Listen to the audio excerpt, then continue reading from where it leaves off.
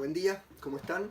Soy Gustavo Contreras de la Universidad Nacional de Mar del Plata y del CONICET y quiero aprovechar la invitación de la licenciatura en Historia de la Universidad Nacional de Quilmes, la cual agradezco, para presentarles mi libro El peronismo obrero, consideraciones a partir del devenir político y sindical de los trabajadores de los frigoríficos. Y creo que es oportuno presentarlo en el marco que propone la licenciatura, porque las inquietudes que le van a dar sentido a este libro nacieron en mi tesis de licenciatura, ¿no? Que tenía una preocupación por pensar el peronismo obrero, aunque después fue parte de mi trabajo en la tesis doctoral y posteriormente seguí avanzando en esta investigación hasta que finalmente en el año 2018 pudimos publicar este libro. Pero ya el carácter del libro fue tomando otro perfil, ¿no? Porque es un libro que está pensado también en clave de divulgación histórica, ¿no? Si bien nace de una investigación académica en el marco de trabajos de tesis, en su elaboración final está la preocupación por la síntesis, por encontrar un idioma atractivo, porque sea de fácil acceso para públicos no académicos, ¿no? Esta idea de un libro que pueda ser abordado desde múltiples subjetividades, experiencias, ¿no? Pensado para dirigentes sindicales, activistas políticos, gestores culturales, ¿no? Pensando en diferentes perfiles de nuestra sociedad que puedan estar interesados por la historia del peronismo, por la historia del sindicalismo. Y esta inquietud se enmarca en una colección de libros de divulgación que también me toca dirigir y que se titula La Argentina peronista, política, sindicalismo y cultura, donde han publicado diferentes colegas también en esta misma clave, ¿no? De síntesis, de un idioma accesible, de una dinámica atractiva, con muchos apartados, con una escritura que busca ser explicativa y que no da nada por supuesto en el armado del discurso histórico, ¿no? Entonces tiene una narrativa particular la propuesta de esta colección y también es particular el tipo de divulgación que hacemos, porque tiene que ver con investigadores e investigadoras de una trayectoria de mediano plazo en ciertos temas, ¿no? Son trabajos que tienen 10, 15 años de maduración, que están muy imbuidos de toda la renovación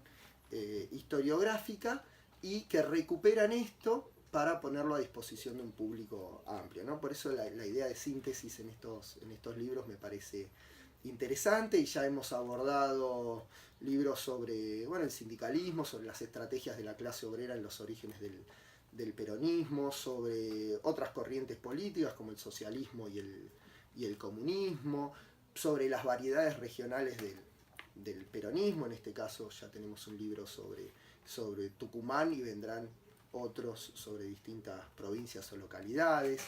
También hemos trabajado el tema de las mujeres y los derechos políticos, o las mujeres en los lugares de trabajo y en relación al sindicalismo y al Estado, o también tenemos ya publicados dentro de los 9 libros que ya han salido, 2 se han ocupado del momento posterior a la Revolución Libertadora, ¿no?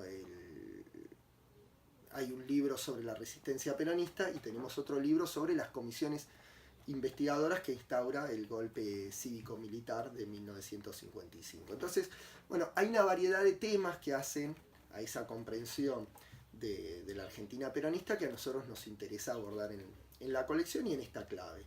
Y me parece interesante poder comentarles esto porque hace al perfil de este libro, ¿no? Que les comentaba, que he publicado en el año 2018. Y que nace de una preocupación concreta, teórica, conceptual e interpretativa, que yo he perfilado de esta manera, ¿no? Como el peronismo obrero. Bueno, ¿qué es el peronismo obrero? ¿Hay un peronismo obrero? Bueno, evidentemente, a partir del título yo creo que hay un peronismo obrero y que el peronismo es uno, pero también son muchos, ¿no? En este juego, ¿no? Frente al antiperonismo, el peronismo parece encontrar una articulación de conjunto, o en la figura de Perón o de Eva, ¿no? Ahí hay elementos aglutinantes que nos muestran una tradición compartida, un movimiento que se unifica y que encuentra esas posibilidades de delimitarse hacia como un espacio propio, pero también hacia su interior hay múltiples tendencias, facciones, sectores, y que le dan vida al peronismo, que disputan entre sí, que tienen proyectos distintos, ¿no? Por eso el peronismo es uno y es muchos a la vez. Y acá me interesaba por esa idea del peronismo obrero, ¿no? Y esto en dos acepciones. El peronismo obrero como el peronismo que construye la clase obrera, ¿no? Los trabajadores y las trabajadoras. Su condición de clase social, bueno, parecería darle un perfil particular al peronismo. Por eso peronismo obrero. Pero también dentro de los trabajadores hubo múltiples tendencias peronistas, o sea, muchas corrientes, por decirlo de algún modo, que se diferenciaban en sus posicionamientos sobre lo económico, sobre lo político y particularmente sobre lo ideológico. Y entonces el peronismo obrero es también una posibilidad que enunciaron algunos sectores de que el peronismo tuviera un programa obrerista, ¿no? Que profundizara el reformismo, que apuntara a la revolución o a la liberación nacional, ¿no? Inaugurando un posicionamiento que va a tener una claridad mayor en los 60 y los 70, pero que ya está en los orígenes del peronismo y que disputan internamente por llevar adelante esta perspectiva. Y me parecía interesante, no solo para reconocer estas parcialidades internas, sino para conocer un poco más y un poco mejor el propio peronismo y la articulación de sus sectores internos, ¿no? Y enunciando esto, también hay un posicionamiento sobre qué es el peronismo o cómo estudiar el peronismo. Y bueno, yo creo que la historiografía de los últimos años ya se ha alejado bastante de esa idea de un Perón que puede manejar completamente el movimiento peronista, donde todo es verticalismo, donde todo es obsecuencia y regimentación, o donde todas las decisiones nacen, ¿no?, de su liderazgo. Y lo que hemos visto es la activación de las segundas líneas políticas, de la importancia de las distintas dependencias estatales, de la dinámica del propio partido peronista. Y bueno, creo que el mundo sindical no estuvo ajeno a esta lógica, ¿no? De otras líneas de gestión y de otras líneas donde había proyectos en disputas, y claramente dentro del sindicalismo había varios proyectos en disputa, y este libro los releva, ¿no? En el gremio de la carne hemos encontrado al menos 4 tendencias peronistas que se disputaban la conducción del gremio de la carne, pero que también se proyectaban más allá del gremio de la carne, ¿no? Con un proyecto social y político más amplio.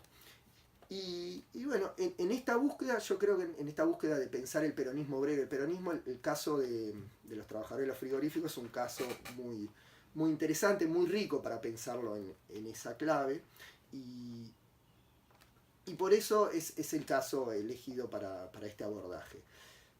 Y al haberlo elegido, bueno, también hubo un trabajo historiográfico para hacer un seguimiento detallado del sector, ¿no? De sus procesos de trabajo, de las características de la industria, de sus vinculaciones internacionales, ¿no? Sabemos que el gremio de la carne, o la industria de la carne, es central en el modelo agroexportador de la Argentina de fines del siglo XIX y principios del siglo XX, que es muy importante dentro de los sectores industriales que se desarrollan tempranamente, y que va a sufrir una transformación profunda desde la década del 30 y sobre todo en los 40 y en los 50, donde hay un cambio en el contexto internacional, pero también hay un cambio en el proceso productivo, ¿no? En el tipo de establecimientos y de tecnología que se iban a utilizar para ese proceso, ¿no?, procesamiento de la carne.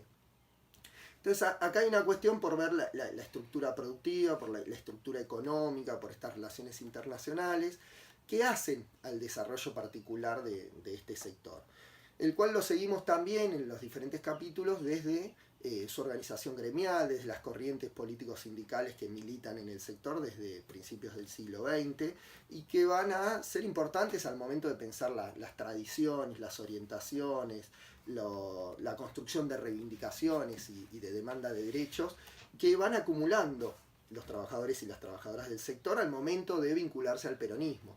Entonces, si pensamos, ¿no?, al movimiento obrero como un sujeto activo, con tradiciones, con reivindicaciones, al momento de construir el peronismo, de sumarse, bueno, vienen con toda una carga, ¿no?, que va a hacer a ese peronismo obrero, ¿no? No arranca de cero el movimiento obrero, ni Perón trabaja sobre una tabla rasa, ¿no?, que puede moldear a su antojo. Esto a esta altura ya es un poco una obviedad, y sin embargo tenemos que seguir remarcándola para pensar al peronismo en toda su complejidad y al movimiento obrero en toda su complejidad durante el primer peronismo.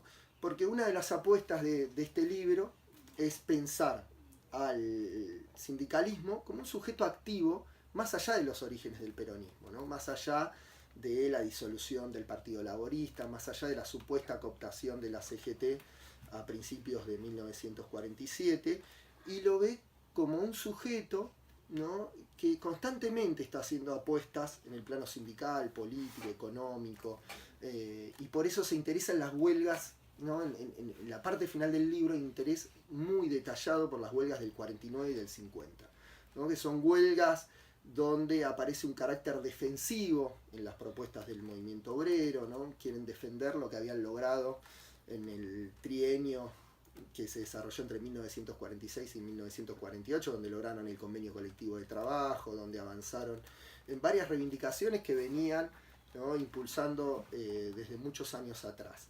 Y en el 49-50, en el marco de una crisis económica, de una polarización de los posicionamientos políticos, donde hay menos lugar para la disidencia interna, bueno, los trabajadores y las trabajadoras de la carne hacen sus apuestas, ¿no? Y ahí lo que vemos son los distintos posicionamientos de estas tendencias y una resolución a esta conflictividad interna.